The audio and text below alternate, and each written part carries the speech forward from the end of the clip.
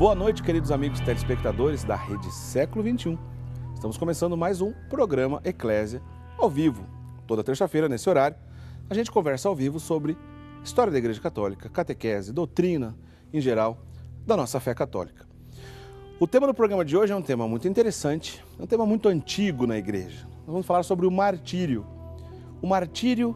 dos cristãos, né? Quais são as condições para que uma pessoa possa ser declarado mártir, dizer que ela deu a vida pela sua fé, ou que ela viveu uma situação que não teve outra chance, ou não teve outra oportunidade, a não ser dar a vida em nome de Cristo, pela fé da Igreja.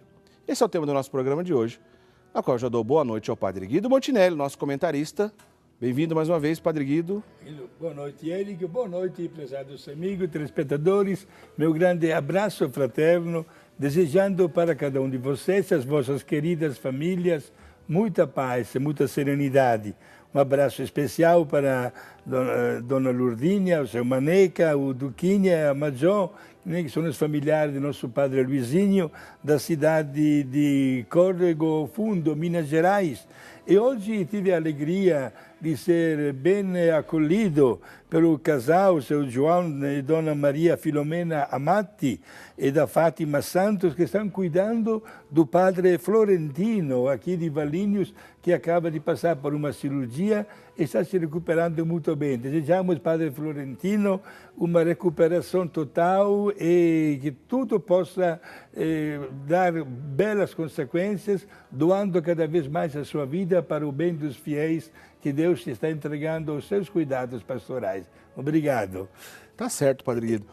Olha, o tema é muito importante, o tema do programa de hoje, né, Padre Guido? É um tema que diz respeito à fé católica como um todo, porque o martírio está presente desde o início da história da Igreja, né, Padre Guido? É verdade, Eric. Nós notamos que logo que Jesus subiu para o céu, enquanto os apóstolos iam para cá e para lá anunciando o Evangelho, começavam a soprar na Igreja os ventos contrários. Apareciam algumas heresias, havia muitas pessoas bastante céticas. Imaginamos, inclusive, o comportamento dos primeiros cristãos diante de Paulo, que se converteu um ano depois que Jesus subiu para o céu.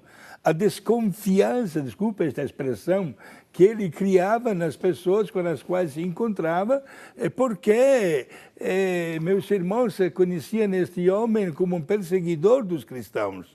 Mas, mesmo com os primeiros sofrimentos, nós sabemos que a Igreja enfrentou 300 e mais anos de contínuas perseguições, até o ano 313, quando o imperador Constantino, filho de uma mulher cristã, que é Santa Helena, ele deixou a liberdade de culto.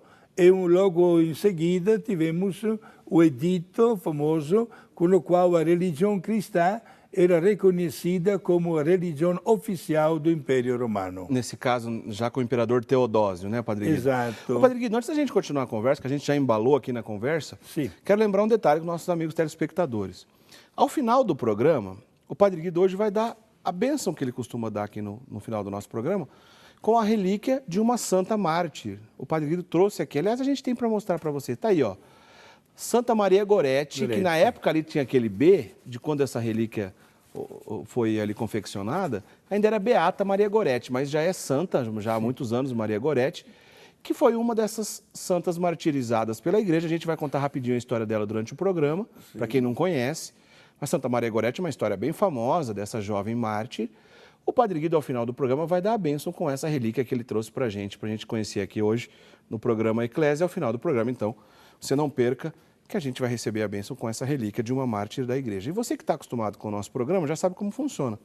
A gente recebe aqui a sua interação por vários meios de comunicação, né? O telefone, também o nosso e-mail, o e-mail aqui do programa, e também via mensagens pelo WhatsApp, né? Então, todos os nossos números, endereços, durante o programa você fica ligadinho que aparece aí no seu vídeo, liga pra gente, manda uma mensagem via WhatsApp, ou também pode mandar um e-mail, tá certo?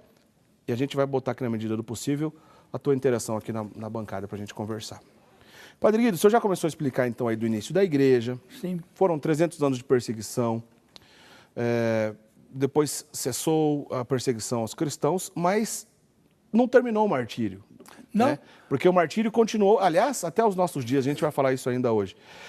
Mas antes da gente falar sobre alguns mártires da igreja, queria que o senhor nos ajudasse a entender. O que significa a palavra martírio? Martírio é uma palavra que significa o gesto de uma doação até da sua vida que alguém fez por causa de Deus. Podemos dizer que o mártir é aquela pessoa que dá testemunho da sua fé e aceita de morrer, de doar a sua vida de uma maneira voluntária, até a morte corporal, né? Tudo, uma morte que é perpetuada por ódio da fé. Meus amigos, na história nós tivemos e continuamos tendo até nos dias de hoje muitas destas pessoas que não têm medo de doar a sua vida até de uma maneira violenta. Aliás, não para antecipar o que nós falaremos durante o programa, se nós pegássemos uma expressão muito profunda do saudoso, grande e hoje santo Papa João Paulo II, ele chegou a dizer que somente os mártires do século XX superam os mártires de 19 séculos da história. Quer dizer, só no século XX teve mais pessoas dando a vida pela fé do que todos os outros 19 séculos somados. Perfeito, exatamente isso que era o pensamento do Papa. E olhando bem agora para a história, nós lhe damos plenamente razão. Puxa vida. Sim, porque nós tivemos 2 guerras mundiais, começamos daí, com inclusive uma palavra que não se encontra nos outros séculos da história, Holocausto. Sim. Né? Isto é acabar com um genocídio, praticamente. Né? Quer dizer, os regimes totalitários do século XX contribuíram para esses números gigantescos. Né?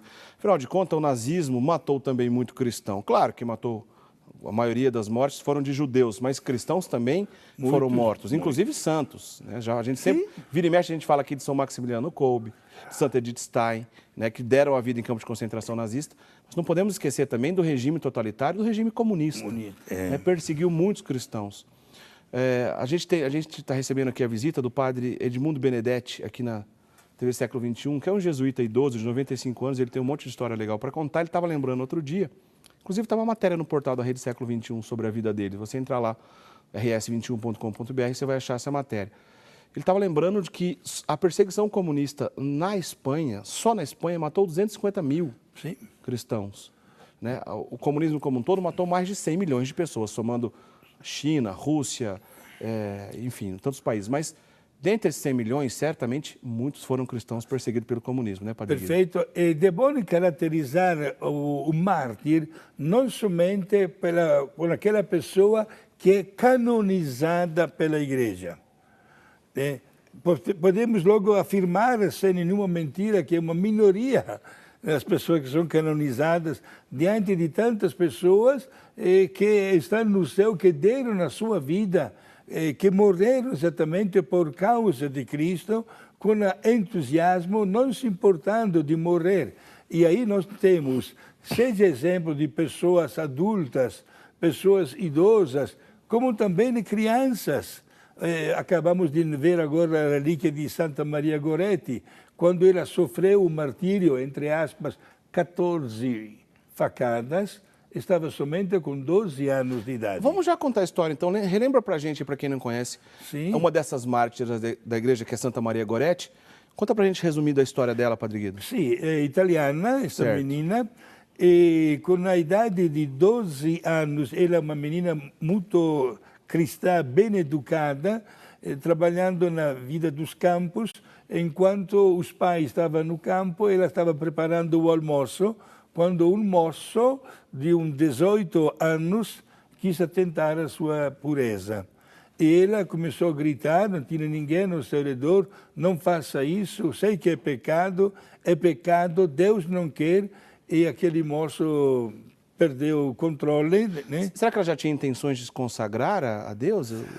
ou não é comprovado? Não teríamos, digamos assim, esta afirmação, não poderíamos confirmá-la. Mas certamente tinha a intenção de se manter pura. De manter-se pura, e podemos dizer, porque está comprovado, que a família era 100% católica. Certo. E todos os dias, inclusive ao término do trabalho no campo, jantavam só depois da reza do terço.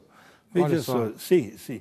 E este moço, o nome dele é Alessandro Serenelli, que inclusive, vou dizer logo, que conheci pessoalmente nos últimos momentos da sua vida. E este moço estava com 18 anos, tentou a pureza, a virgindade desta menina, não vendo que ela estava resistindo. Está aí a imagem de Santa Maria Goretti. Exato, ele deu 14 facadas nela. Resumindo, ele tentou estuprá-la. Sim. E a menina aguentou ainda 24 horas, e na hora de morrer, com um fio de voz mas bastante lúcida, tendo ao lado da cama a mamãe e do outro lado o padre, ela disse que perdoava aquele moço. Teve algo sobrenatural nessa história também, Padre Guido. Sim. Parece que o vestido dela... Não tem essa história aí também? Também, tem alguma coisa... Parece que o vestido dela se endureceu, alguma coisa assim. Sim, é verdade. Mas o que foi de mais sobrenatural foi o que aconteceu depois. Isto é, aquele moço foi preso na hora, O Alessandro foi preso porque assassinou a garota. Exato, e condenado pela justiça italiana a 30 anos de cadeia. Certo. Ele passou 27 na cadeia. Foi libertado 3 anos antes, mas você se imagina, prezados amigos, entrar na cadeia com 18 anos e sair com 45. Porque dentro, a vida dele foi lá dentro, né? E lá na cadeia aconteceram vários episódios que até hoje não têm explicação.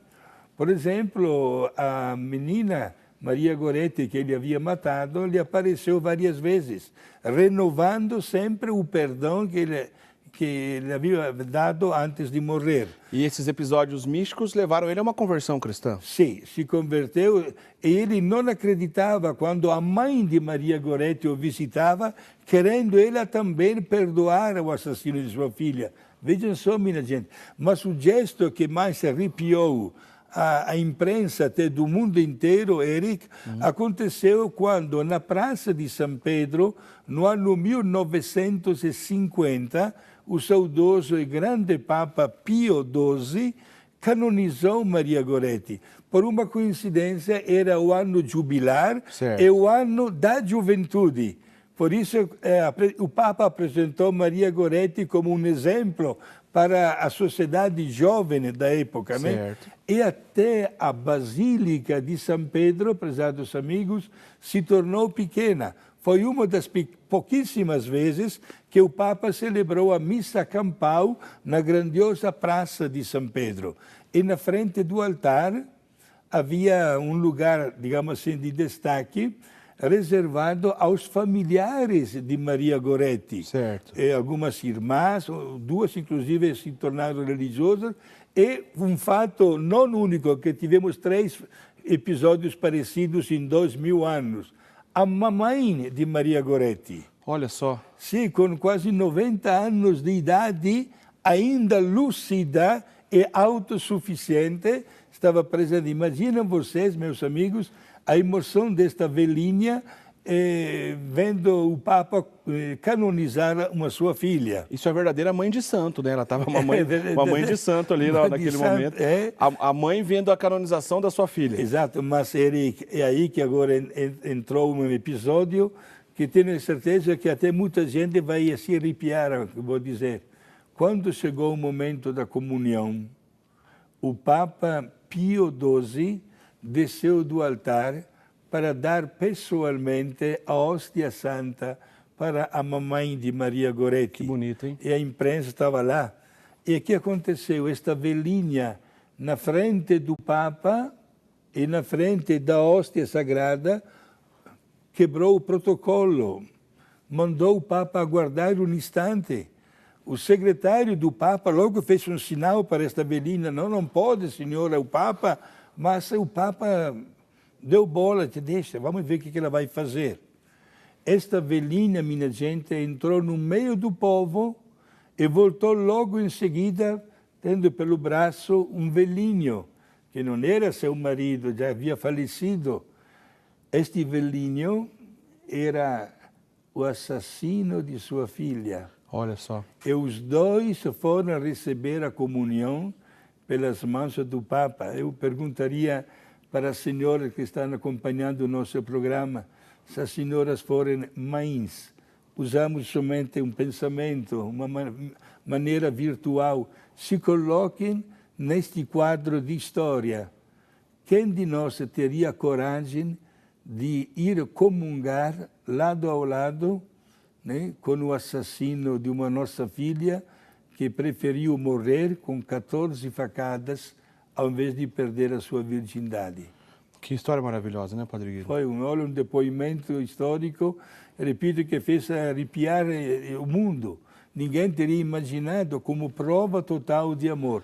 Eu tenho certeza que aquela mãe também é santa. Mesmo... Só o fato do assassino da jovem Maria Goretti, Santa Maria Goretti, ter se convertido, arrependido, tornado cristão, inclusive chegou a morar em casas religiosas, Sim, né, Padre Guido? Exato. Ele pediu de ser hospedado num convento de padres franciscanos e perseverou aí até o final da sua vida. Nunca casou.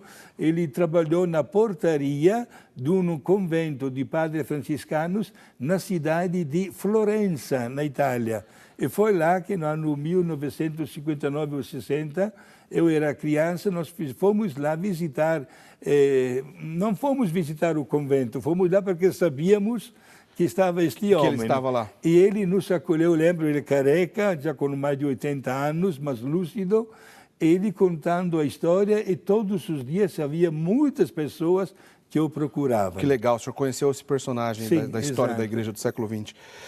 Então, você estava dizendo, só o fato dele ter se convertido, tornado cristão, já seria algo sensacional. Agora, estar presente na missa de canonização da vítima, que foi Santa Maria Goretti, e ainda ao lado da mãe da santa, né, da mãe de Santa Maria Goretti, já de idade.